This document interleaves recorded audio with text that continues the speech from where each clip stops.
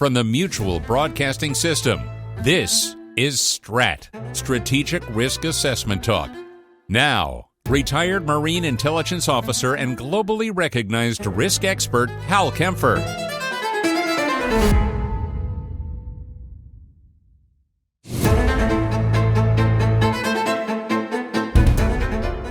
Welcome to Strat. Today I'm going to be talking about what everyone is focused upon, probably everyone who's not focused on whatever's going on with Andrew Windsor Mountbatten or the recent Supreme Court ruling on tariffs.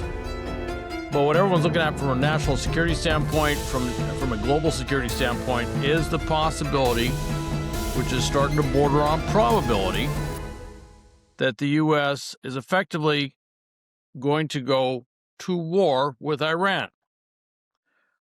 All right, let me clarify something. All right, because I know some say, well, it's not going to be a war. It'll be limited strikes, or it'll be something. Look, I've been around this thing for many decades, and I can tell you I've heard every semantics, workaround to describe these things without using the war word. All right, but let me just clarify. If the U.S. attacks Iran with airstrikes, missiles, whatever we do, that is an act of war under international law. So I don't think it is not wrong to call it a war. That doesn't necessarily mean that going to war with Iran is a wrong thing to do. I'm just saying that semantically, there's nothing wrong with that. No doubt there will be some semanticists out there who will try to say something different, who will try to say this is just a limited thing or some other, I'm going to call it obfuscation of fairly apparent reality. But just like 9/11, just like Pearl Harbor were acts of wars by those perpetrators against us, and some will say, well, but 9/11 was terrorist groups. Yeah, well, we declared the war on terrorism, and we went all over the world doing that. So come back to me and explain your thinking on that. This will also be if we strike, no matter how deserving the Iranian regime may be of getting those strikes. And frankly, my perspective, or I should say my history, I think the Iranian regime has more than earned enough opportunities to get strikes, so I'm okay with that. Now, I would argue that Iran probably kicked this thing off really back in 1979 when they took our diplomats hostage, and certainly it was kicked off when their proxy, Hezbollah, which is an agent of Iran essentially, absolutely started this whole thing when they attacked our embassy and our Marine barracks in 1983. So no doubt some will argue with me on, splitting legal hairs of whether this is an act of war or say, well, it's not declared war or whatever. We haven't had a declared war since World War II, and we've done a lot between 1945 and today. Anyway, I just wanted to kind of get that out of the way. In international law, an act of war generally signifies any hostile action that can lead to military conflict between nations. The United Nations Charter does not provide a precise definition. However, it establishes some clear rules in the use of force, and according to Article 24.2, Section 4 of the UN Charter, member states are prohibited from using force against the territorial integrity or political independence of another state. And frankly, one could argue that what we're doing, where we're not going against our territorial integrity, like what Russia's doing to Ukraine, we are definitely having a great degree of impact on their political independence in that way. Although I would say, I'm kind of partisan that way, that restoring democracy or imposing democracy is not necessarily a bad thing. Based on all that, if we launch military strikes on Iran, we're essentially going at war with them. Recall last June, while Israel and Iran were involved in a 12-day war, we came in kind of late in the game and we hit 3 nuclear enrichment sites in Iran with Tomahawk cruise missiles and B-2 bombers. And hence why I kind of call this 2.0, because this is the second time we've done something akin to this. But this will be bigger. The U.S., the administration, is intensifying a buildup of a pretty big array of military assets in the Middle East. Donald Trump says that, at first he said they had 15 days to respond. We've got negotiations going on with them right now. I think this is hardball negotiations. I think this is kind of a maximum pressure campaign in terms of negotiations, in that you either come to an agreement that we find satisfactory, or we're going to go with the military option. And after he did that, I think more recently he said in 10 days we should know whether Iran is going to get rid of its enrichment nuclear or, I should say uranium enrichment capabilities or any pretenses to making a nuclear bomb or not. Anyway, I think it's down to 10 days. Many would argue that this is all kind of theater on a very grand stage, that, basically it may be even shorter than that. And I don't know if it's going to happen this weekend or tomorrow or whatever, but it's definitely a lot of pressure there. So that is happening. Now, there's a big buildup. Oh, we had the Abraham Lincoln Carrier Task Force already in the area. That's been there for some time. We've got a number of other surface combatants. We've got submarines, or at least one submarine in there for sure. We have a second carrier task force at Gerald R. Ford. That is the largest, most capable carrier on the planet. It is entering into the region very quickly, transiting over from off the coast of Venezuela all the way across the Mediterranean, and then presumably, if it goes really close to Iran, it'll go through the Suez Canal and then down past the Houthis. That'll be kind of interesting, near the Bab el-Mandeb Strait. So we'll see if that happens. I'm not quite sure what the plan is on that. On the other hand, I'll give you another idea. If they go in there, they could have the Abraham Lincoln sitting off the coast in the Mediterranean, and that could be a check on whatever Hezbollah is doing. All right. Now, I would also put out the counter argument. I don't think we need the Abraham Lincoln. I don't think we need the Gerald R. Ford sitting off the Mediterranean coast to deal with Hezbollah because, well, frankly, you got Israel right there. They can do as many strikes as I imagine anybody would want to do. So I don't think that's necessary. I do think that they're going to try and move it into position where it can have a straight line, probably from the Arabian Sea, have a straight line of attack to go into Iran. That would be my thought. Okay, we also have other force multipliers. We got the AWACS system, the Sentry Airborne Warning and Control System. Very powerful, gives us the ability to achieve air superiority, air supremacy very quickly.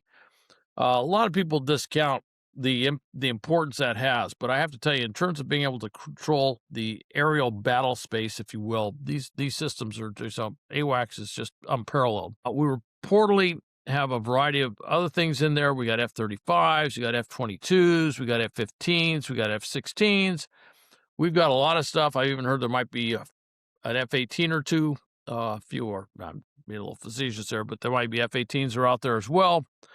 And they're supported by aerial refueling tankers. There's been reports of these massive flux flows, if you will, of C-17s, aerial cargo aircraft, if you will, that have been flying into the region. Now, I would just go back and remind everyone the F-22s and F-35s were previously used to escort B-2 stealth bombers during Operation Midnight Hammer. Just because these aircraft are coming in doesn't mean they're there for escorting a B-2 bomber, but I'm sure if there's a B-2 bomber that gets employed at some place, they'd like to see those particular aircraft there. And I would, way back when the fighting was all done during Desert Storm, I sat down and had a nice conversation with then Lieutenant Colonel Mark Kansian. Now he's a retired Marine colonel. He's quoted a lot. He's on television a lot. He's on television probably, I don't know if he's on as much as me, but definitely we're going back and forth on that. And great military mind, just an absolute tremendous student of warfare, expert of warfare, if you will. And he says we should be paying a lot of attention to movements of B-2 bombers. All right. And I think that's a big indicator. I completely concur. And if we see the B-2 bombers move, I think that's a big indicator. I'm sure the Iranians are very concerned about that. Now, if you remember last June, we employed a rather elaborate deception campaign saying that we were moving B-2 bombers to Guam. And I did that little math for Marines thing. I kind of figured out the distance from Guam. And I know that hangar building, I've been there in Guam. I've spent some time in Guam. I know exactly where that hangar setup is. And I figured the distance from Guam to Iran versus where they were coming from. And I didn't really see any great value in moving them to Guam. Now, if they moved them to Diego Garcia, that would be a different story. That's sitting in the Indian Ocean, but they were talking about moving to Guam. So that didn't make a lot of sense. And so when there was a big strike that involved B-2 bombers, I kind of nodded my head. It's like, that was impressive. You had everybody looking the wrong way, and the B-2s were actually going straight. Well, we've done that once. All right, we use that storyline once, so I don't think we're going to try and do that twice. I mean, we could talk about we're moving B-2s to Diego Garcia or something like that. That might have a modicum of credibility, but definitely I think that previous gambit, I don't think it's going to hold up as well since we've already done that one time. Which brings me to Diego Garcia. One of the things that the British have talked about or said as a policy thing is they will not let the U.S. use British bases to attack Iran. All right. They've been rather clear about that. They say they're not going to let us do it. Okay. Now, Diego Garcia is a possession of Britain, even though there's a whole discussion about, they're going to give sovereignty back to Mauritius. I got to tell you, when you start getting into this, some of the history and everything, it's interesting. But Mauritius has always claimed that the Chagos Islands, of which Diego Garcia is part, are inherently a part of Mauritius. And I will tell you that underwater topography folks who look at that say, well, they could also be a part of, but I'm going to ignore all that. But Mauritius has always had claim. So the Brits have said they're going to get that back. That is a big base. It's got, we have a lot of ships down there. We have a very capable airfield that's down there. So that's a big deal. And it's much, much, much closer, obviously, to Iran, because it's in the Indian Ocean, much closer to Iran than any of our other options. Now, the other options could include, for example, we have bombers that are based in Britain. Britain is obviously closer, so that's possible we could use those for bomber launches, and I think that's what Great Britain was talking about initially, but their policy statement actually does include Diego Garcia as it currently sets. So that's something that's rather interesting. By the way, I've been stationed there, so I'm more than passingly familiar with Diego Garcia and everything. But it is a British sovereign territory, all right? And that means that London would have to approve its use for offensive operations. And according to Keir Starmer, the British Prime Minister, that's not going to happen. They are saying that they think a strike on Iran would be a breach of international law. Well, it definitely would be an act of war. I don't know if breach of international law is the right way to put it, but that's the way they've kind of phrased that. So that was definitely a dynamic we did not, at least my knowledge, did not have to deal with last June, but it does put a little wrinkle into our planning. May not be an issue at all, but I do find it rather interesting that came up. But I got to tell you, with Britain doing that, it does kind of reinforce something completely far afield. We've been claiming, I should say we, the United States, President Trump, the White House, has been claiming that we need sovereign control over Greenland. And we're planning on putting a lot of military resources as part of Golden Dome and other things into Greenland. It is the strategic location for anything involving military confrontation or conflict in the Arctic. So that's why we're saying that. And even though the agreement we have with Denmark opens up letting us put in as many military bases as we want, the Britain example with Diego Garcia and its other possessions, and Cyprus is another possible place. They have a very capable air base in Cyprus. All these things kind of lend credence to the idea of why the U.S. would want to have sovereignty over Greenland. I don't think Britain meant to say that, but I can tell you that somebody in the White House is going, yeah, see, we told you. And so anyway, I just find that rather interesting side note. I'll get off that. Now, one of the big challenges for the U.S. in going after Iran is dealing with Iran's retaliatory capabilities. They have ballistic missiles. We've seen that. They have drones. They have probably some sort of hypersonic capability. They can put out a number of small boats, fast boats, running around in the Straits of Hormuz, and they can pretty much lock down the Strait of Hormuz with anti-ship missiles and those little boats and everything else. They also have submarines. They actually have a fairly significant submarine capability, which is actually a pretty good fit for what they do in the Straits of Hormuz, which means that it puts a lot of doubt in any commercial shipper, any tanker owner or operator, that they should transit those straits while we're involved in a military confrontation with Iran because of that maritime capability that Iran has. Are we a lot stronger than they are? You betcha. Would we wipe out a bunch of their stuff right away? Yeah. but we probably wouldn't wipe it all out. So that's a big concern, is what happens with the Strait of Hormuz. I think 25% of the world's, oil that transits between countries goes through the Straits of Hormuz. So that's a pretty big chunk. It's not just Iranian oil, but it's all the oil that comes out of the Persian Gulf or the Arabian Gulf, depending on how you want to call it. And that means all the Gulf states and all the stuff that they're doing. So it's a big deal with that. So that's a bid concern. The other thing is that they're going to launch retaliatory missiles and drones and all that stuff to hit bases. And you may recall in June, their retaliation was they hit our base, Al Udeid in Qatar. They hit that base. It was more of a demonstrative retaliation. It wasn't really a destructive retaliation, but they did hit it. And obviously, all those countries are very concerned that they, by hosting U.S. forces in their country, that they could also become the target of whatever Iran does in terms of retaliation. So that's big.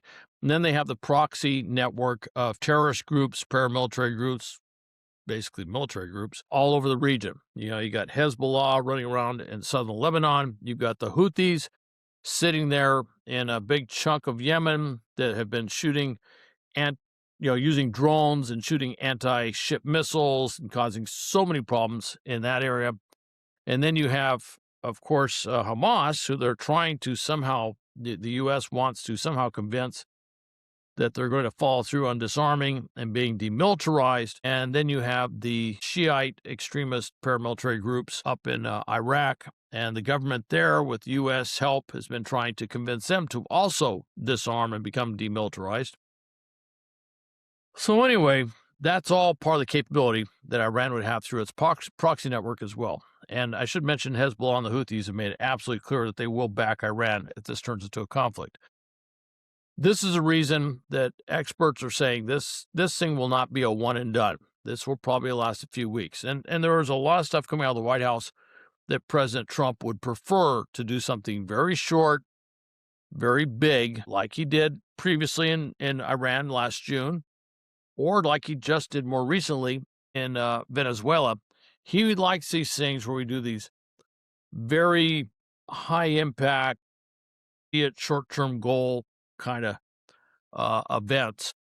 The problem is that's not going to get us to where we want to go, which is we'd like to trigger regime change. We'd like to, really stop the Iranians. One of the things we've seen is that with the uranium they have, this thing in June really didn't slow them down. Despite everything they said, it didn't really slow them down from what we can tell in terms of wanting to enrich more uranium with the goal of making a nuclear weapon. All right.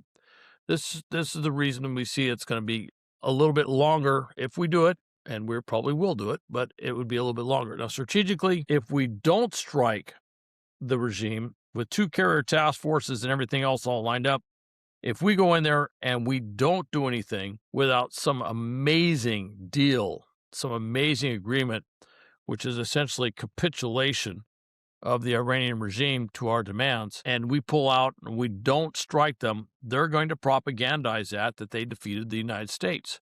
They're going to say that the great Satan ran away in fear when dealing with the warriors of the Revolutionary Guard Corps and Al-Quds and everything else, that we back down. And that is strategically something I don't think that we can really, really tolerate. I think it would embolden not just Iran, but all of its proxies to be more aggressive throughout the region. And that is a really big problem. So in that context, one begins to wonder, should we have done this buildup at all? I think we almost had to. We certainly didn't want to see them slaughter more Iranian protesters on the street. We didn't want to see that, the deaths of 800 or 1,000 or 2,000 Iranians by hanging, which was a distinct possibility, at least the 800 was. So we had to do something. All right. So I'm going to, so you can see where it's a very difficult proposition for us. And frankly, I don't know if the term would be regime change or bust, but in so many words, that's kind of how the cards are laying out in front of us. So I'm going to offer a little different view. What is the positive results if we hit Iran? Well, if Iran is eliminated as a threat, and that means not just Khamenei, but the entire regime and apparatus that supports Khamenei is gone, which is what the current regime, and I should mention that the current regime has been a strategic threat to the U.S. since 1979. If they're gone, that really changes the entire power dynamic in the Middle East, and it actually shifts the power dynamic worldwide. First off, Russia will no longer have a close ally in the Middle East. They lost Syria. They don't really have any other options to speak of. Maybe Libya, but not much. They don't really have anything. So they would kind of be stuck, and they would not be getting any more arms, especially those drones, all of that stuff. The Shahed drones they produce some Shahed drones up there, but they would probably lose some vital component sourcing and stuff. So anyway, that would be gone. All right. And they could no longer lean on Iran to provide what it needs to continue the war against Ukraine. Doesn't mean the war in Ukraine is going to end. It just means that Russia has a big setback. China has invested a lot of money in Iran. They've kind of brought them into, I don't know how much in physical construction, but they've kind of, offered a lot of stuff in the way of sort of Belt and Road type of incentives and stuff like that for Iran. Well, they rely heavily on Iranian oil. And as you may recall from my last strat, they import about 11 million barrels every day. So they need the oil. Now, they just lost a source of oil from Venezuela. Not enormous, certainly not something they couldn't replace, but they lost that from Venezuela. And if the oil sourcing out of Iran becomes suddenly very unreliable, okay, that has a huge impact on what China feels they can or can't do on the world stage. That may even have implications for their willingness to pursue something like trying to take Taiwan militarily. So that's a big thing. Now, the acts of resistance, that proxy network, all those terrorist cells I just talked about, this opens the proposition of certainly deal making with them. Lebanon, the government of Lebanon's part of that deal with the ceasefire was to get Hezbollah to disarm. Hezbollah does not want to disarm. If Hezbollah loses its big backer, Iran, they're in a very weak position where they're pretty much compelled to have to disarm at some point. Same thing with Hamas in Gaza. They don't want to disarm. They've been dragging their feet on this whole thing. They're kind of put in a position where they have to look at disarming because there's just nobody going to back their play. The Houthis, who have been very difficult to take out, almost impossible to come to negotiate with, if they lose their big backer in Iran, they're stuck. And they recognize it's going to be a losing proposition from there on out. So it really opens up some opportunities to maybe get the Houthis to do something, if nothing else, just to save themselves. So it's really kind of interesting. And of course, it also helps with the idea of demilitarizing the Shiite groups in Iraq. These are all things that we would like to see happen. And for that matter, pretty much all the countries in the Middle East would like to see happen, except for Iran. Finally, it is clear, certainly from everything I'm reading, recently, that Iran still wants to have more highly enriched uranium. They seem to be basically mirroring exactly what North Korea did years ago, where they would play for time, while they were trying to develop, enrich uranium and develop nuclear weapon, which they eventually did, and they may have 50 nuclear weapons. We now have to worry that North Korea could put a nuclear warhead on an intercontinental ballistic missile and fire it towards the United States, and we may or may not be able to intercept that ballistic missile. That has changed our strategic math. That has changed the strategic dynamic, certainly across the Pacific, and that's a big, big concern. I mean, it doesn't take a lot of nuclear weapons to devastate Los Angeles or devastate Honolulu or something like that. Well, now we're looking at this radical Shiite, theist, autocratic regime that has no problem killing tens of thousands of their own people who simply protest against them, with the prospect that they would have a nuclear weapon. That is the dire scenario that keeps Benjamin or Bibi Netanyahu awake at night. It's what keeps the U.S. focused on this and other countries focused on this, is this gut-wrenching fear that someone like Khomeini would have the ability to launch a nuclear weapon into another country. So while the strategic gambit for what we're doing would seem kind of risky, I would turn around and say, well, the strategic risk of not following through is also considerable. If we back down, if we don't completely follow it, if we just do a quick strike just to make a point, we invite all the retaliation I just spoke of, all right? We would, and then all these other, certainly Iran would say we were victorious, no matter how hard we hit them. They're going to say we're victorious. All these other groups would feel, well, maybe we don't have to compromise like we're thinking about doing. That's big. We're not in the same basket as Britain was in World War II. But Churchill's famous words kind of ring in my ears. He said, victory in spite of all terror. Victory, however long and hard the road may be. For without victory, there is no survival. Now, some would say, well, I don't know if Iran continuing the way it's going would constitute no survival. I can tell you for Israel, the fear of Iran after Israel has actually been hit with ballistic missiles from Iran, the fear of one of those missiles having a nuclear warhead, that's exactly the way to look at it. Certainly other countries in the Middle East have a gut-wrenching fear of that possibility as well.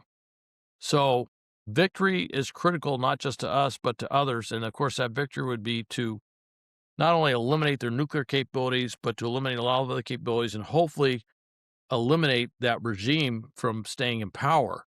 That would be the end state goal. What replaces it? That's for another strat at some point.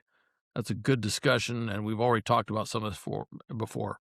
But in the international order, rogue states, and this has always been true, need to be controlled, especially when they aspire to either acquire and then possibly use weapons of mass destruction. Therefore, I hope whatever we have planned is something that will surprise me, saying, wow, that was really good. And I know we have a lot of capabilities and we have not used them. And I know that I got to tell you, one thing I have a deep belief in is that we have the best military planning process on the planet. We're extremely good at it. And I find the SOCOM, Special Operations Command guys, the Joint Special Operations Command, they are very innovative, very creative, and they have some tremendous things that they can do. I hope that we're looking at all that. I hope that I can think of at least 3 major combatant commands that I hope their planning have been working on this really hard, and they've got some great options for us. Because I would say that achieving victory, ending that regime is not just desirable, but at this point, when you look at all the other factors, it might actually end up being required as the outcome for whatever we do. Thanks for listening to Strat, and please visit stratpodcast.com or go to my YouTube channel, Hal Kempfer TV. You can always go to my website for global risk intelligence and planning. That's GRIPSA, GRIPSA.com. And thanks again. I hope you listen to the next one.